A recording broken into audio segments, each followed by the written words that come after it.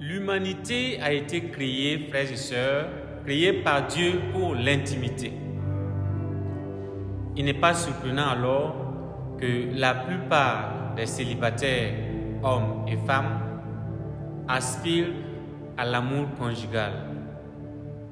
Et aujourd'hui, dire que beaucoup de souffrances sont portées par bien des personnes, femmes et hommes, qui vivent ces situations, dire ceci aujourd'hui me paraît quelque chose de trivial. Qui d'entre nous, en effet, ne connaît pas ou n'est pas parent d'une jeune fille ou d'un jeune homme en souffrance parce que l'âge avance et qu'il ou elle n'a toujours pas de compagnon, pas de compagne, pas de fiancé. Comme tous les désirs les plus profonds de l'homme ou de la femme, le désir d'avoir un mari ou une épouse a ce potentiel de vous porter vers les hauteurs en Dieu. Toi qui es dans la situation, laisse-moi te dire, à travers cette séance que nous prenons ensemble, je vais te dire quelque chose.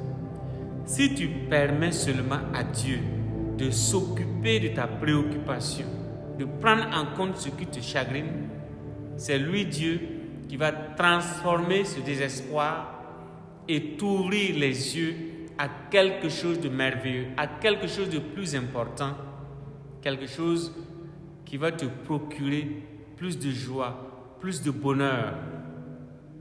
C'est de ton histoire d'amour avec lui, ton Seigneur, que je veux parler. Écoute-moi bien donc. Ton désir d'épouser un homme en particulier, ou une femme en particulier, ce désir est si important pour toi et c'est tout à fait normal. Comme Dieu n'a pas encore dit son oui, tu le prends comme une offense, comme un oubli.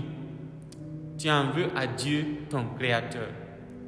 Et sans même t'en rendre compte, tu l'as fui. Tu t'es éloigné du Christ. Tu as cessé de lui faire confiance. Tu ne comptes plus sur lui comme personne dans ta vie. Tu vas à la messe, tu vas au culte quand tu veux. Tu ne t'appliques plus, disons-le. Dieu n'a plus l'autorité qu'il avait dans ta vie. Évidemment, ton éloignement d'avec lui t'a entraîné dans une dépression qui perdure. Et tout le monde le constate. Tu étais sûr que Patrick était le bon, celui que tu as enfin rencontré, celui que tu as enfin trouvé. Tu as pensé qu'il était enfin celui qui est convenable pour toi. Puis un soir du 31 décembre, alors que tu rêvais de fêter comme les autres filles, comme les autres jeunes hommes, ce que tu n'as jamais eu la chance de vivre, ce passage vers la nouvelle année, Patrick est venu chez toi et a annoncé de manière inattendue qu'il ne voulait plus te revoir. Le ciel est tombé.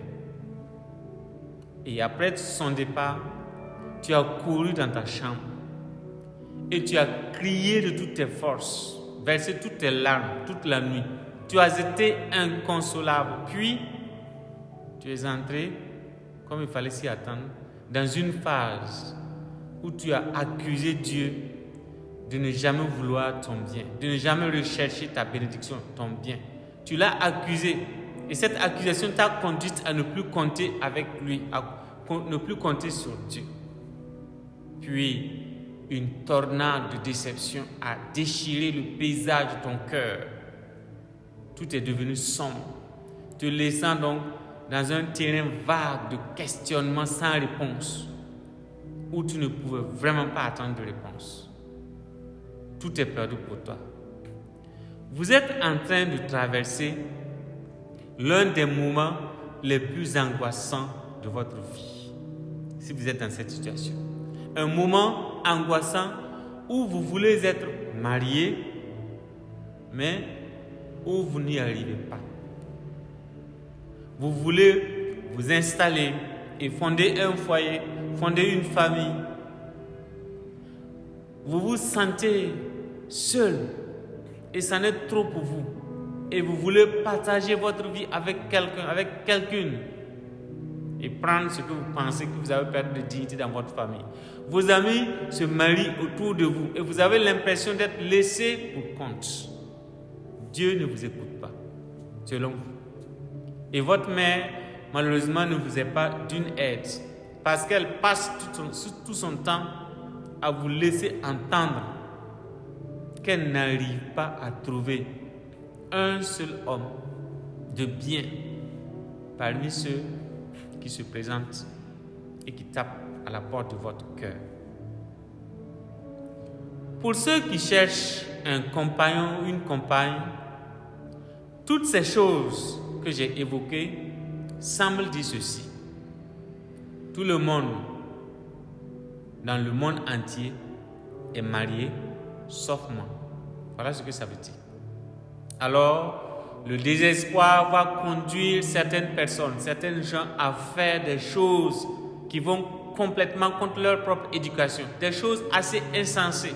Par exemple, vous allez décider que le mariage n'est plus votre affaire.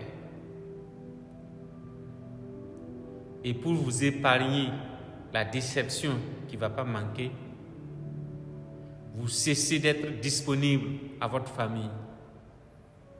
Et par conséquent, vous êtes tenté de vous enfoncer en vous laissant aller émotionnellement et physiquement et tout votre être.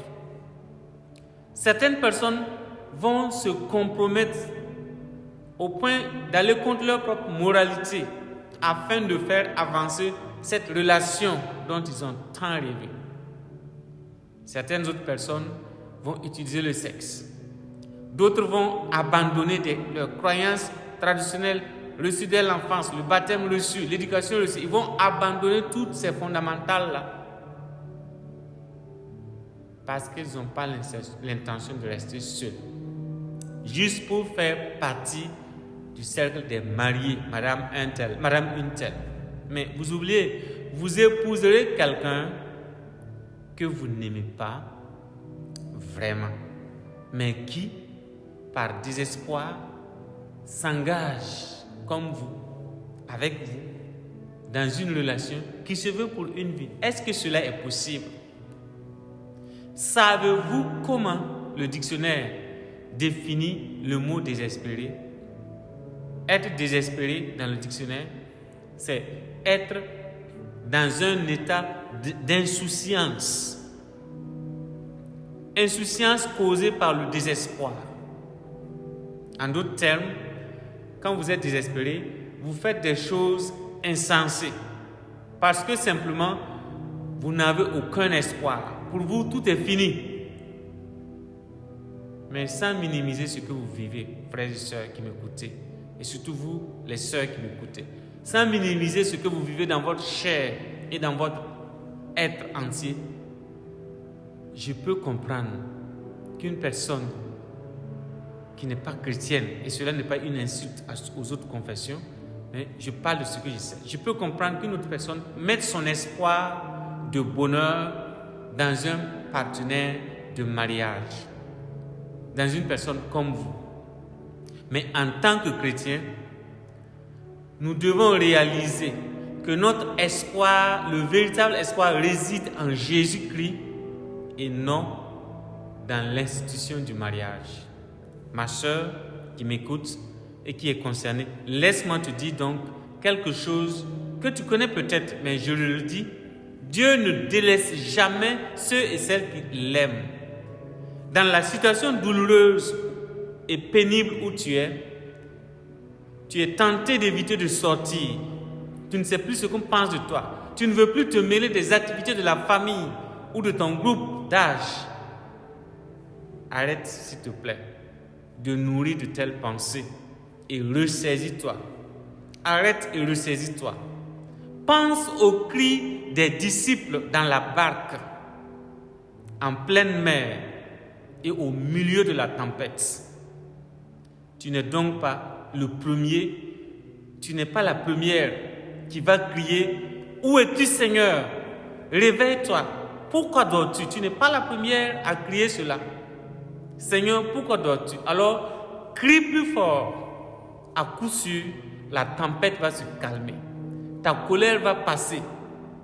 Et si tu le fais monter, ce cri, avec foi, Dieu qui t'aime va pointer son doigt sur ton cœur et te montrer que ton désir d'un compagnon ou d'une compagne, tu l'avais voulu plus grand que ton désir pour lui qui est ton Seigneur.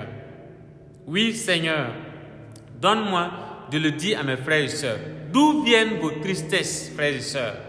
La raison pour laquelle vous vous trouvez dans cette tristesse, dans cette mélancolie qui dure, dans ce chagrin d'amour, frères et sœurs, c'est que vous donnez plus de place dans votre cœur à un être humain comme vous. Vous donnez plus de place dans votre cœur à ce mari attendu ou à cette femme espérée, à cette femme attendue. Vous lui donnez plus de place qu'il ne faut. Aujourd'hui, je veux que tu comprennes que Dieu qui t'a créé veut te donner un espoir en dehors de ton désir de faire ou d'avoir un mari. Alors, ce que tu dois d'abord faire, c'est de t'abandonner, abandonner ton cœur à Dieu d'abord. Il veut te donner lui-même à toi, puis le reste va venir. C'est à partir du moment où tu vas prendre ton Seigneur d'abord dans ton cœur, que tu vas le faire le roi de ton cœur, qu'il va te montrer la joie véritable que tu peux avoir en lui pendant que tu attends ton mari ou ta femme. Fais cette expérience d'abord. Le Seigneur va également t'ouvrir les yeux sur quelque chose de très important dont je veux te parler. Il va t'ouvrir les yeux sur les mensonges auxquels tu croyais et qui te maintenaient prisonnière d'une douleur émotionnelle et d'une dépression après tant d'années, après tant de multiples déceptions. Le mensonge, c'est que tu croyais qu'il était impossible pour toi de vivre une vie abondante, une vie heureuse en étant célibataire. Pur mensonge. Tu es frustré que Dieu ne t'ait pas entendu, que Dieu ne t'ait pas donné un mari, que Dieu ne t'ait pas donné une femme, alors que tu as 40 ans. Tu es frustré, tu es malade, tu en veux à Dieu. Tu es fatigué de prier, tu es fatigué d'attendre et encore d'attendre. Et le pire est que tu es convaincu que c'est fini, que la vie conjugale n'est plus pour toi. Erreur. Ma soeur, mon frère, reprends-toi et laisse résonner la parole de Dieu dans l'évangile de Saint Jean, chapitre 10, verset 10. Laisse résonner cette parole en toi, rumine-la. Le voleur ne vient que pour voler, il ne vient que pour tuer et détruire. Moi, ton Seigneur, je suis venu pour que tu aies la vie et que tu l'aies en abondance. C'est ton Seigneur qui te parle en Jean 10, 10. Il est venu pour que tu aies la vie en abondance. Dieu lui-même est la vie abondante que tu recherches en une femme, en un homme. La vie est ce que le Christ a de plus élevé et de merveilleux et de meilleur, qu'il donne à qui? Aux saints, qu'il veut que tu sois. La vie, c'est la plus haute bénédiction de la créature. Cette vie-là, elle est en toi, dans ton âme, dans ton esprit. Elle est donnée par Dieu à toi qu'il aime. Combien de fois pensons-nous que la vie abondante que Dieu nous donne, la vie de bénédiction que Dieu nous permet, nous promet que cette vie-là se trouve quelque part dans un homme ou dans une femme que vous voulez épouser un jour? Combien de fois pensez-vous cela? Alors que le Christ te dit, cette vie que tu espères, que tu recherches, cette vie heureuse que vous cherchez, elle est en vous. Et c'est ce que je suis. Et tu m'as reçu par ton baptême. Je suis l'abondance que tu recherches, l'abondance dont tu as besoin pour combler la douleur la plus profonde de ton cœur. Le sais-tu? Le Seigneur te dit, je suis plus grand que tout espoir. Je suis plus grand que tout rêve ou tout désir. Même le désir d'un compagnon, d'une compagne, je dépasse cela. Alors frères et sœurs, n'est-ce pas un réconfort de savoir que la vie heureuse ne concerne pas ce qui se passe en dehors de vous, ce qui se passe en l'autre. Acceptez que l'amour de Dieu pour toi n'a rien à voir avec ton état civil. Mon frère, ma soeur, accepter cela va te permettre de baisser la tension qui est en toi et te reposer en ton Seigneur. Le problème, lorsque nous condamnons Dieu, lorsqu'on le met en procès, on pense qu'il n'est pas pour nous, c'est qu'on souffre doublement. Pourquoi? Parce que vous éprouvez du chagrin à cause de la douleur relationnelle dans laquelle vous êtes, mais vous souffrez aussi parce que, en conscience, juger Dieu à tort vous empêche de pouvoir recevoir du Christ le réconfort et la paix dont vous avez besoin.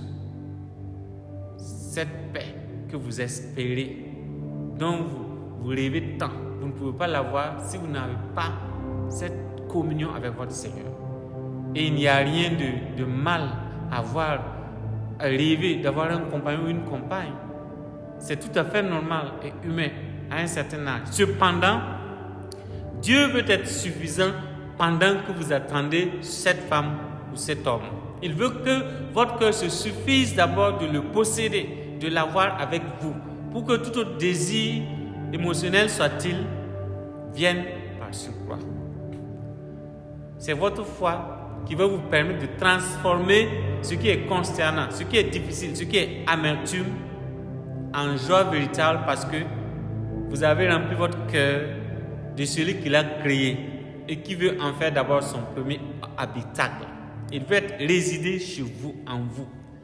Vos pertes relationnelles les plus dévastatrices doivent vous pousser à approfondir votre intimité, votre relation avec Dieu.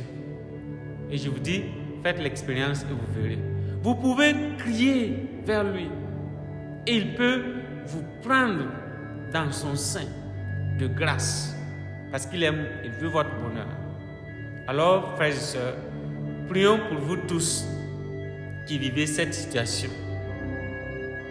Père du ciel, tu le veux et tu peux.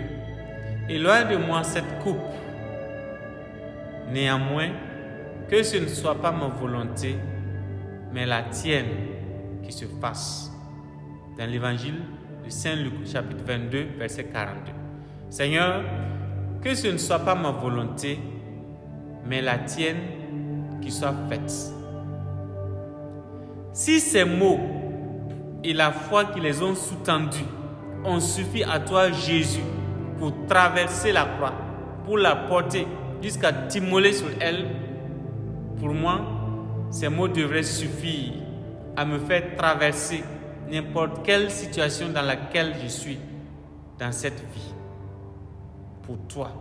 Alors prépare-moi à tirer le meilleur parti du mariage ou du célibat dans lequel je suis. Quoi que tu aies choisi et planifié pour moi, donne-moi de l'accepter.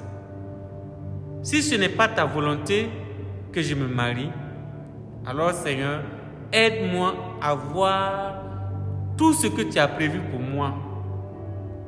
Montre-moi davantage de toi la présence et façonne ma vie pour révéler ta gloire. Alors, je retournerai sur la mer déchaînée où tes disciples luttaient contre la tempête. J'y retournerai dans la tempête de mon célibat pour maintenir ferme ma foi et fixer mes yeux sur toi seul qui peux me donner le bonheur que je recherche. Me donner la force dont j'ai besoin pour avancer. Révèle-moi, Seigneur, combien tu es plus grand que tout. Combien tu es plus beau que le mariage. Combien tu es plus beau que toute autre chose, tout autre rêve, tout autre désir. Donne-moi, Seigneur, d'accepter cela. Quoi qu'il en soit, je demande que tu ancres mon cœur fermement en toi, et non dans autre chose. Ô Marie, ma mère chérie, je me recommande à tes ferventes et fortes prières, tes ferventes et fortes intercessions, pour m'abandonner, pour avoir la force de m'abandonner davantage à la volonté de votre divin Fils qui m'aime et qui est la vie véritable, l'amour véritable. Que Dieu vous bénisse pour tous qui prenaient ce temps de prière avec moi, le Père et le Fils et le Saint-Esprit. Amen.